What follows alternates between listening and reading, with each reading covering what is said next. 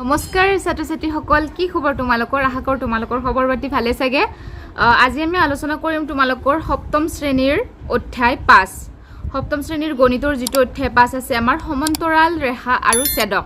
গতিকে আমি এই চেপ্টাৰটো পঢ়াৰ আগতে সমান্তৰাল ৰেখা কি আৰু ছেদক কি আমি সেইটো জানিব লাগিব। গতিকে তোমালোকে মানে ভিডিঅ'টো স্কিপ নকৰিব আৰু শেষলৈকে চাই থাকিব। আজি ইয়াত মই তোমালোকৰ অনুশীলনী 5.1 আৰু 5.2 গোটেইখিনি মেথছ মই ভালদৰে বুজাই দিম। চ' তোমালোকে এতিয়া ভিডিঅ'টো কেৱল শেষলৈকে চাই থাকা, ঠিক আছে?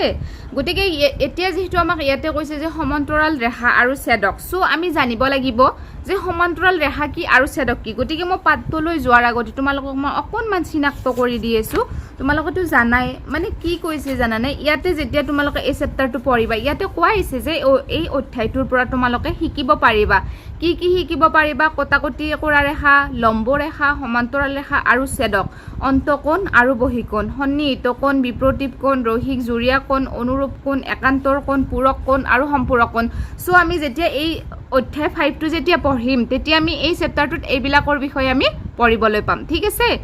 গতিকে এতিয়া তোমালোকে চাবা ইয়াতে এতিয়া যেনে কৈছে আমাৰ কি কটাকটি ৰেখা, যে যেতিয়া মই তোমালোকক অকণমান ইন্ট্ৰডাকশ্যনখিনি দি দিছোঁ তেতিয়া সেই তোমালোকে চেপ্টাৰটো ভালকৈ বুজি পাবা, ঠিক আছে? ইয়াৰ পিছত মই তোমালোকক 5.1টো অনুশীলনী কৰাই দি আছোঁ। যেতিয়া দুডাল ৰেখাই এটা বিন্দুত কটাকটি কৰে সেই কটাকটি কৰা ৰেখা বুলি কোৱা হয়।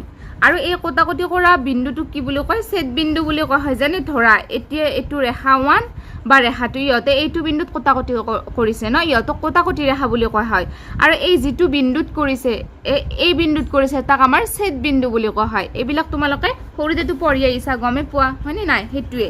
তাৰপিছত আৰু ইয়াতে তোমালোকে আৰু এটা বস্তু পঢ়িব পাবা যে ৰৈখিক জুৰীয়া কোণ কি সেইবিলাকো লাগিব, কনচেপ্টটো ক্লিয়াৰ কৰিব লাগিব ন, যে এযোৰ কোণ যাৰ এটা উমৈহতীয়া শীৰ্ষবিন্দু আৰু এডাল উমৈহতীয়া ৰশ্মি থাকে সেইযোৰ কোণক আমাৰ সন্নিহিত কোণ বোলে, ঠিক আছে? গতিকে ইয়াতে আমাক এটা চিত্ৰ দি থৈছে, চাবাচোন চিত্ৰটোত বুজি পাবা তোমালোকে যে চিত্ৰ 5.4ত দেখুওৱাৰ দৰে এক্স আৰু ৱাই ন, এই এক্স আৰু ৱাই এই ৰেখা দুডালে কটাকটি কৰিছে। গতিকে ইহঁতৰ ৰেখাডালৰ ছেদ বিন্দুত ক'ত কাটিছে? অ বিন্দুত কাটিছে, বুজি ল'বা। চ' এই চাৰিটা ক্ৰমে আৰু অ বিন্দুত কাটাৰ লগে লগে আমাৰ চাৰিটা কোণ উৎপন্ন হৈছে, পি কোণ, কিউ কোণ, আৰ কোণ আৰু এছ কোণ। গতিকে তোমালোকে দেখিবলৈ পাবা যে পি কোণ আৰু কিউ কোণৰ এটা উমৈহতীয়া শীৰ্ষবিন্দু আছে। কৈছে যে কি এই পি আৰু কিউ কোণৰ কি আছে? এটা উমৈহতীয়া শীৰ্ষবিন্দু আছে আৰু এই দুয়োটা কোণৰ কি আছে? এটা উমৈহতীয়া ৰশ্মি আছে। গতিকে ইহঁতক আমাৰ কি বুলি কোৱা হয়? সন্নিহিত কোণ বুলি কোৱা হয়, গম পাইছানে? গতিকে পি আৰু কিউ সন্নিহিত কোণ হ'ব, আৰ আৰু এছ সন্নিহিত কোণ হ'ব। আৰু যিটো এনেকৈ ক্ৰছ কৰিছে পি এছ বিপ্ৰতীপ হ'ব, পি আৰু আৰ বিপ্ৰতীপ হ'ব, মানে কিউ আৰু এছ বিপ্ৰতীপ, পি আৰু আৰ বিপ্ৰতীপ, গম পাইছানে? এনেকৈ যেতিয়া ক্ৰছ কৰি থাকিব চ' এইফালৰটো আৰু এইফালৰটো বিপ্ৰতীপ হয়, এইফালৰটো আৰু এইফালৰটো বিপ্ৰতীপ হয়। এনেকৈ এটা ছাইডতে থাকিলে ইহঁতক সন্নিহিত কোণ বুলি কোৱা হয়। চ' এইখিনি তোমালোকে মনত ৰাখিবা, কাৰণ আমি মেথছ কৰোঁতে এই চেপ্টাৰটোত এইবিলাকে পঢ়িব লাগিব, ঠিক আছে? আৰু মনত ৰাখিবা যে দুটা সন্নিহিত কোণৰ যোগফল কিমান? 180 ডিগ্ৰী। চ' তোমালোকক মই অকণমান চিনাকি কৰাই দিলোঁ। গতিকে এতিয়া আমি আহিছোঁ অনুশীলনীলৈ। অনুশীলনীত কৈছে যে কৰি চাওঁ আহা 5.1 কাষৰ চিত্ৰটোৰ পৰা সন্নিহিত কোণ, ৰৈখিক জুৰীয়া কোণ আৰু বিপৰীত কোণবোৰ চিনাক্ত কৰা। মানে এইটো আমাক চিত্ৰ দি থৈ দিছে, এই চিত্ৰটোৰ পৰা প্ৰথমে আমাক কি কৰিব দিছে? সন্নিহিত কোণ, ৰৈখিক জুৰীয়া কোণ আৰু বিপৰীত কোণবোৰ চিনাক্ত কৰিব দিছে। আগে আমি এতিয়া মই অলপ বিপৰীত হ'লে এইটো বিপৰীত হ'ব, এইটো বিপৰীত হ'ব, হয়নে? তাৰপিছত সন্নিহিত কোণ বুলি ক'লে আমাৰ কোনটো হ'ব? এইটো আৰু এইটো সন্নিহিত কোণ হ'ব, এইটো আৰু এইটো সন্নিহিত কোণ হ'ব ন। চ' তেনেকৈ আমি কোণকেইটা এতিয়া লিখি ল'ম, তোমালোকে চাই থাকিবা, অ'কে? এতিয়া তোমালোকে এই কিতাপখন মানে আগত লৈ চাই থাকিবা। মই এই বহীখনত কৰি দি আছোঁ তোমালোকক, কাৰণ এনেকৈ কিতাপ আৰু বহীখন দেখুৱাবলৈ সুবিধা নহয়। চ' এতিয়া তোমালোকে চাবা, ঠিক আছে? 1 নম্বৰটো ন, 1 নম্বৰ এক্সাৰচাইজ কিমানৰ আমাৰ 5.1ৰ 1 নম্বৰটোত আমাক কি কৰিব দিছে? সন্নিহিত কোণ, ৰৈখিক জুৰীয়া কোণ আৰু বিপৰীত কোণবোৰ উলিয়াব দিছে, ঠিক আছে? আমাক এটা চিত্ৰ দি থৈ দিছে, তোমালোকে কিতাপত দেখিছে এই চিত্ৰটো ন, দেখিছেনে নাই? চিত্ৰটো আমাক কি দি থৈ দিছে যে কি বোলে এইটো এক্স ৱাই তাৰপিছত এ বি চি ডি এনেকৈ আমাক দি থৈ দিছে, অ'কে? এইখিনিলৈকে বুজি পাইছা? তাৰ পৰা আমাক সন্নিহিত কোণ ওলাব দিছে। এতিয়া তোমালোকে চাবাচোন কেনেকৈ সন্নিহিত কোণ ওলাব দিছে।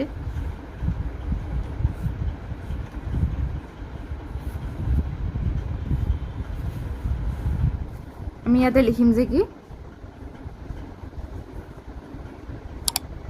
সন্নিহিত কোণ ঠিক আছে সো সন্নিহিত কোণক ইংলিছত কি বুলি কয় এডজাসেন্ট JACENT এডজাসেন্ট এংগেলছ তোমালোকে ইংলিছত নিলিখিব পাৰা সো আমাৰ সন্নিহিত কোণ কোনটো হ'ব এ কোণ বি কোণ চি কোণ ডি কোণ হ'ব নে নহ'ব সন্নিহিত এইটো আৰু এইটো এইটো আৰু এইটো এইটো আৰু এইটো এইটো আৰু এইটো এনেকৈ আমাৰ কি হ'ব সন্নিহিত কোণ হ'ব ঠিক আছে এতিয়া তোমালোকে এ কোণ কমা বি কোণ হয়নে নাই সেনেকৈ হ'ব তাত এ কোণ কমা বি কোণ কমা চি কোণ হয়নে নাই তাৰ বি কোণ কমা চি কোণ আৰু এটা হ'ব আমাৰ এ কোণ কমা ডি কোণ এইকেইটা আমাৰ কি হ'ব আমাৰ সন্নিহিত কোণ হ'ব ঠিক আছে ইয়ালৈকে বুজি পাইছা ওকে আমি সন্নিহিত কোণকেইটা আমি লিখিলোঁ তাৰপিছত আমাক আৰু ওলাব দিছে নহয় কি ৰৈখিক জুৰীয়া কোণ এতিয়া আমি লিখিম ৰৈখিক জুৰীয়া কোণ তাৰপিছত এতিয়া আমাক আৰু কি ওলাব দিছে ৰৈখিক জুৰীয়া কোণ চ' ৰৈখিক জুৰীয়া কোণ কোন কেইটা হ'ব তোমালোকে চাই যাবা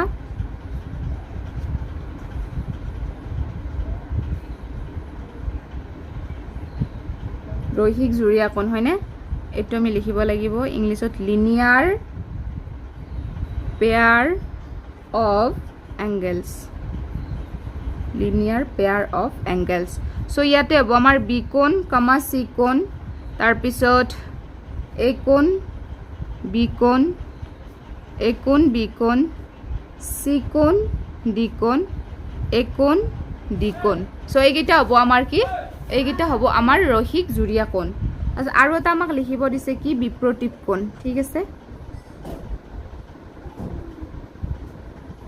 বিপ্ৰতীপ কোণ কোনকেইটা হ'ব তোমালোকে বিপ্ৰতীপ কোণটোতো চাবই জানা এইটো এ আৰু চি বি আৰু ডি হয়নে নাই বিপ্ৰতীপ কোণ কোনটো হ'ব আমাৰ এ কোণ চি কোণ আৰু এটা হ'ব আমাৰ বি কোণ আৰু ডি কোণ এইকেইটা হ'ব আমাৰ বিপ্ৰতীপ কোণ চ' ইয়ালৈকে তোমালোকে বুজি পাইছা একদম ইজি কোনকেইটা চাব জানিলে হ'ল গম পাইছানে সেইটোৱে আৰু তাৰপিছত নেক্সট আমি আহিছোঁ এইবাৰ ইয়াতে কি কৈছে চোৱা একটোত আমাক জাষ্ট কোনকেইটা ওলাবহে দিছে এইবাৰ আমাক এইটোত কৈছে যে যদি এই কোণৰ মান মানে এই কোণটোৰ মান যদি এই কোণৰ মান 65 ডিগ্ৰী হয় তেন্তে বি কোণ চি কোণ আৰু ডি কোণৰ মান নিৰ্ণয় কৰা চাবাচোন আমি এতিয়া এই নম্বৰটো কৰিম এতিয়া তোমালোকে একৰ এইটো চাই যাবা ঠিক আছে একৰ এ ঠিক আছে একৰ এইটোত আমাক কি কৈছে এইটোত কৈছে যে গিভেন মানে আমাক দিয়াই আছে কি দিয়া আছে আমাক এই কোণটো আমাক 65 ডিগ্ৰী বুলি প্ৰশ্নত দিয়া আছে তোমালোকে কিতাপত চাইছা গতিকে এই কোণটো এই কোণটো আমাক কিমান বুলি দিয়া আছে 65 ডিগ্ৰী সো ইয়াতে এতিয়া আমি জানো ন এনেকৈ থাকিলে সদায় এই কোণটোৰ মান কিমান 180 ডিগ্ৰী মানে ৰৈখিক জুৰীয়া কোণৰ মান কিমান 180 ডিগ্ৰী গতিকে আমি এনেকৈ লিখিব পাৰোঁ নে এতেকে এ কোণ প্লাছ বি কোণ ইকুৱেল টু 180 ডিগ্ৰী লিখিব পাৰোঁ ইয়ালৈকে আৰু আমি ব্ৰেকেটত লিখিব পাৰোঁ যে কি আমি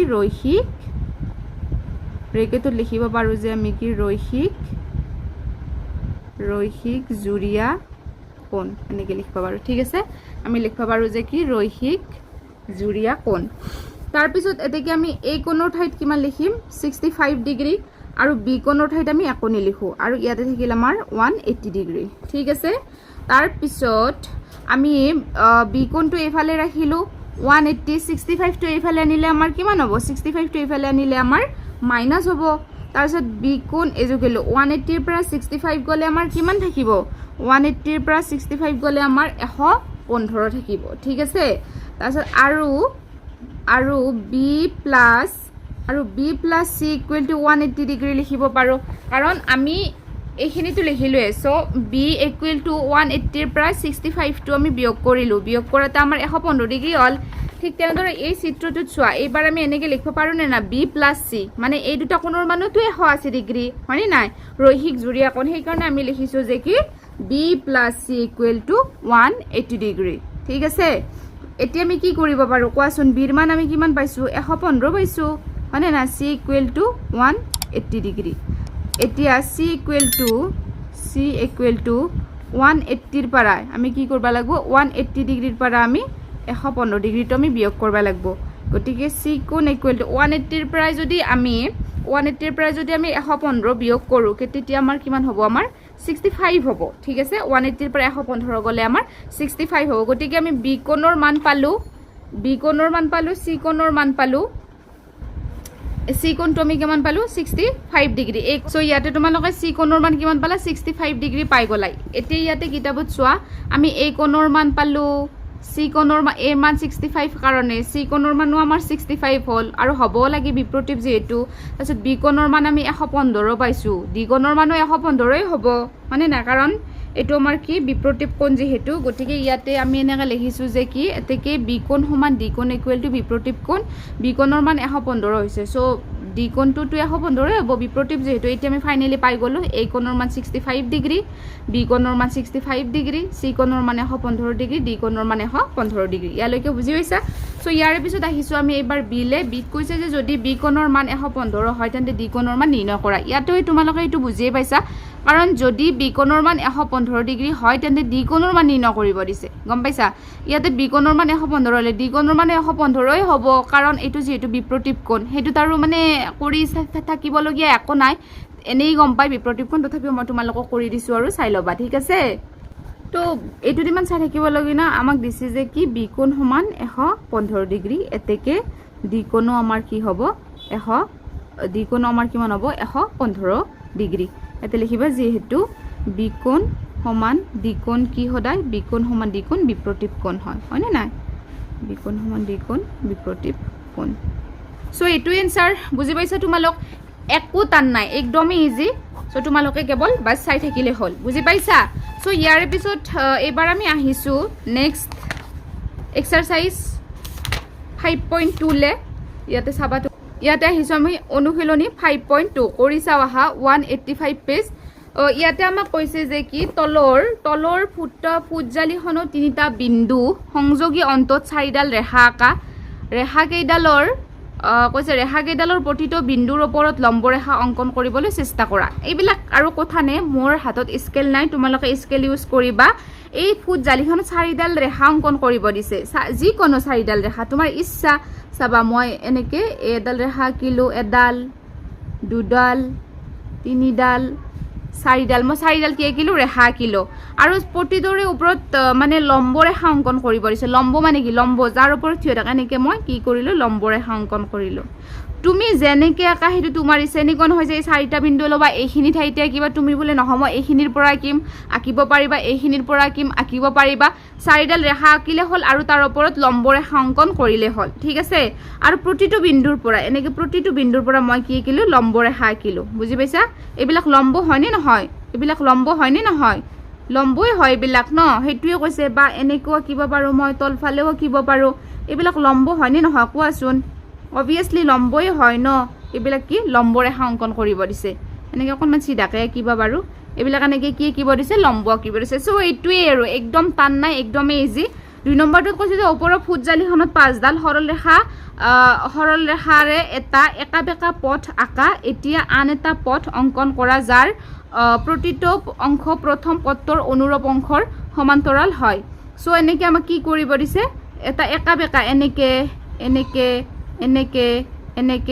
এইটো একাবেকা পথ হৈছে নে নাই সেইটো আঁকিব দিছে আৰু আন এটা পথ অংকন কৰা যাৰ প্ৰতিটো অংশ প্ৰথম পথটোৰ অনুৰূপ অংশৰ সমান্তৰাল আৰু এটা আঁকিব দিছে যে প্ৰতিটো অংকৰ পথৰ সমান্তৰাল মানে মই প্ৰতিটো এইটো ইয়াৰে সমান্তৰাল এইটোৰ ইয়াৰে সমান্তৰাল এইটোৰ ইয়াৰে সমান্তৰাল চ' তেনেকৈ আঁকিব দিছে একদমেই ইজি তোমালোকে টেনশ্যন কৰিবলগীয়া একো কথাই নাই ঠিক আছে আৰু এতিয়া আমি আহিছোঁ এই 3 নম্বৰত কি কৈছে চোৱাচোন তোমালোক কৈছে যে তলৰ চিত্ৰবোৰত সমান্তৰাল ৰেখা আৰু লম্ব ৰেখাৰ জোৰবোৰ চিনাক্ত কৰা সমান্তৰাল ৰেখাৰ জোৰবোৰক এডাল কাঁড় দুডাল কাঁড় আদিৰে লম্ব ৰেখাবোৰক এইটো বৰ্গ চিনেৰে চিহ্নিত কৰা মানে কি কৰিছে যিবিলাক সমান্তৰাল ৰেখা সিহঁতক কাঁড় চিন দিব দিছে এইডাল সমান্তৰাল ৰেখা হয়নে নহয় চ' ইয়াতে মই কাঁড় চিন দিলোঁ আৰু কৈছে যে সমান্তৰাল ৰেখাবোৰক এডাল কাঁড় চিন আৰু দুডাল কাঁড় চিন এডাল কাঁড় দুডাল কাঁড় আদিৰে লম্ব ৰেখাবোৰক তাৰপিছত যিবিলাক লম্ব ৰেখা সিহঁতক দুডাল কাঁড় দিব দিছে ঠিক আছে লম্ব ৰেখাবোৰক আমাৰ কি কৰিব দিছে এনেকুৱা চিন দিব দিছে যেনে লম্ব ৰেখা কোনবিলাক এইডাল এডাল লম্ব ৰেখা হয়নে নাই এইডাল এডাল কি আমাৰ লম্ব ৰেখা অ'কে লম্ব ৰেখাটোক আমাৰ কি কৰিব দিছে এনেকুৱা চিন দিব দিছে এইডাল এডাল লম্ব ৰেখা এনেকুৱা চিন দিব দিছে ঠিক আছে তাৰপিছত সমান্তৰাল ৰেখাবোৰক কি কৰিব দিছে এই কাঁড় চিন দিব দিছে আৰু যিবিলাক লম্বৰেখা সেই লম্বৰেখাবোৰক এইটো চিনেৰে আমাক চিন দিব দিছে। চ' তোমালোকে এইবিলাক জানাই আৰু এই 4 ইমান ইম্পৰ্টেণ্ট নহয়। 5টোত কৈছে যে ফুটজালিখনত অঁকা ৰেখা খণ্ডবোৰ ভালদৰে লক্ষ্য কৰা, তলৰ প্ৰতিডাল ৰেখাৰ খণ্ডৰ সমান্তৰালকৈ নতুন ৰেখা অঁকাৰ চেষ্টা কৰা। এই ৰেখাৰ সমান্তৰালকৈ আৰু এডাল ৰেখা আঁকিব দিছে, সমান্তৰালকৈ আঁকিব দিছে, গম পাইছানে? চ' সমান্তৰালকৈ যদি মই আঁকো এডাল সমান্তৰাল হ'ব, মই যদি এইডালৰ সমান্তৰালকৈ আঁকিব বিচাৰোঁ সমান্তৰাল হ'লেই হ'ল, গম পাইছানে? তাতে মান লাগি থাকিবলগীয়া একো কথা নাই। এইডালৰ সমান্তৰাল মই এইডাল আঁকিলোঁ, বা এইডালৰ সমান্তৰালকৈ